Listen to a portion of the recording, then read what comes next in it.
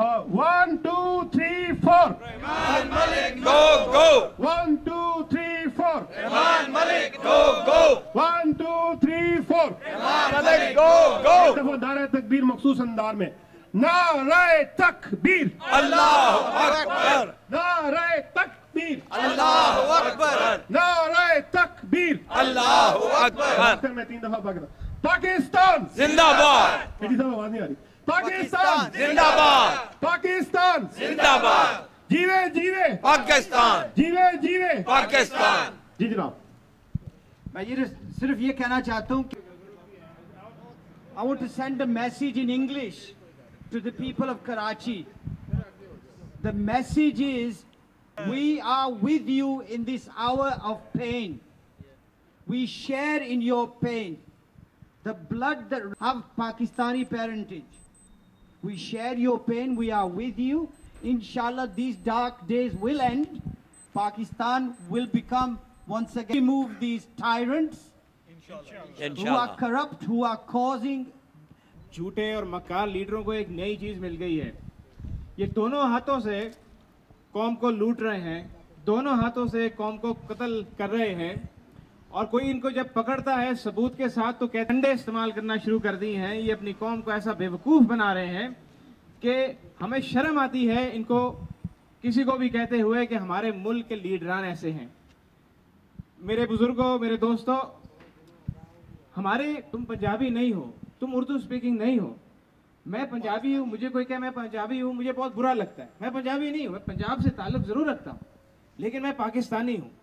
जब तक ये मेंटालिटी हमारे लोगों की चेंज नहीं आई होगी, हमारे लीडर्स जब तक अपने अवाम को, हमारे ऐसे लीडर्स नहीं मिलेंगे जो अपने मुल्क का एक नया करैक्टर डेवलप करें, एक नया टारगेट, एक नया विजन उनके लिए डेवलप करें कि भाई आपने आज के बाद झूठ से गुरेज करना है, आपने लोगों को धोखा नहीं देना, आपने झूठ नहीं बोलना। जब तक हम ये करैक्टर डेवलप। औरतों के बारे में क्या कहा नबी करीम सल्लल्लाहु अलैहि वसल्लम ने आखिर में जाते हुए अपने आखिरी खुतबे में बहुत इंपॉर्टेंट बातें की, और उनमें औरतों का और गुलामों के साथ तबाह कर लिया है जो कुछ करना था। अब खुदाया हमारी जान छोड़ो, एक नई नस्ल को आने दो। MQM के मैं खिलाफ नहीं हूँ, MQM के अंदर अगर नई नस्ल आती है तो बखुशी आए। हमने घेराव करना है पाकिस्तान एम्बेसी का, high commission of Pakistan in London में। वहाँ पे जो हमारे हाई कमिश्नर साहब बैठे हुए हैं वो पीपल्स पार्टी के हाई कमिश्नर नहीं है।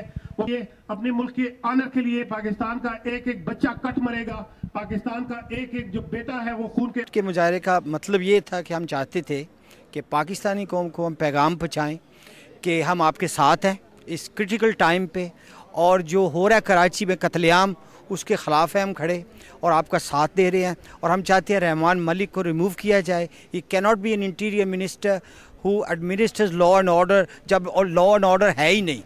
हम वो सबसे पहले वो हमारी डिमांड थी। सेकंड हमारी डिमांड ये है कि एक इंडिपेंडेंट जुडिशल इंक्वायरी से इस्टेब्लिश की जाए ताकि the facts and the veracity of the allegations are dealt, और पता लगाया जाए कि ये ठीक है या गलत है, और अगर ठीक है रहमान मलिक के ख़िलाफ़ क्या कहते हैं कार्रवाई शुरू की जाए। और दूसरा जो अल्ताफ़ हुसैन है वो इधर से एक्सपोर्ट कर रहा है टेरर, उसको एक्स्ट्राडाइट किया जाए पाकिस्तान। बिल्कुल क्लियर है कि कराची के अंदर जो खून खराबा है उसको बंद किया जाए। और हमारे जो इंटीरियर मिनिस्टर है Rahman Malik, he has lost credibility, he has lost confidence of people of Pakistan. There is question mark on his credibility. उनको फ़ौरन डिसमिस किया जाए। ओवरसीज़ पाकिस्तानी जितने भी हैं, जितना भी यहाँ पे ये इकट्ठ हुआ है, उनकी एक डिमांड, नंबर 1 डिमांड तो ये है कि रहमान मलिक को फ़ौरन डिसमिस किया जाए। पाकिस्तान के लिए वो सिक्योरिटी रिस्क हैं। जो बातें मिर्ज़ा साहब की प्रेस कॉन्फ्रेंस में आई हैं, I am surprised, I am astonished कि why he is still working, why he is still there. I think he should be removed straight away. और उसके बाद जो हमारी दूसरी डिमांड है वो ये है कि अल्ताफ़ हुसैन के जो रोल है उसको क्लैरिफाई किया जाए। Who is he, why prime minister of Pakistan and president of Pakistan keep visiting him in UK while he is been declared as a terrorist. At the same time Mirza साहब ने ये कहा है कि उनके साथी जो है टारगेट किलिंग में मुलव्वस हैं, तो इस शख्स को यहाँ से रिमूव किया जाए, इसको एक्स्ट्राडाइट किया जाए पाकिस्तान में और उसका ट्रायल किया जाए। ये तो हमारा पहला स्टेप था जो हमने एक छोटे लेवल पर, क्योंकि हमारी रिसोर्सेज रिस्ट्रिक्टेड थे और हमने बड़े शॉर्ट टर्म में ये प्लान किया है और माशाल्लाह काफ़ी कामयाब रहा है। हम ये क्लियर मैसेज देना चाहते हैं, जो मेरे कॉलीग्स ने आपको ऑलरेडी बता दिया है। इसके बाद जो है हम इसको फर्दर ले जाएंगे। अगर पाकिस्तान की हुकूमत जो इन दो ख़ास लीडरान हैं जो पार्टियों के, इनके ख़िलाफ़ अगर इन्होंने एक्शन नहीं लिया तो हमने आगे लंदन में भी एहतजाज करना है, हमने यहाँ की लॉबिंग करनी है इनके ख़िलाफ़ लोकल MPs की, और हमने इसके अलावा ई-पिटिशन भी करना है ताकि पूरा जो प्रेशर ग्रुप बनाया जाए और हमारी कौम को जो हक मिलना चाहिए वो उनको हक हम दिला कर इंशाल्लाह रहेंगे। तब तक हमने आराम नहीं करना है। जुल्फिकार मिर्जा जिंदाबाद। कश्मीर तक गैरों ने मुसलमानों को आपस में लड़ाकर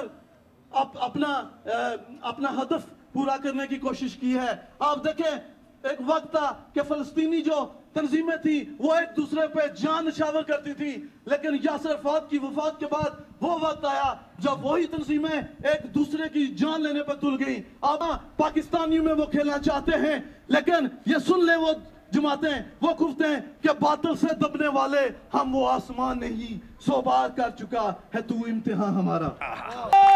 तकबीर। राजा ने दिता साहब पाकिस्तान।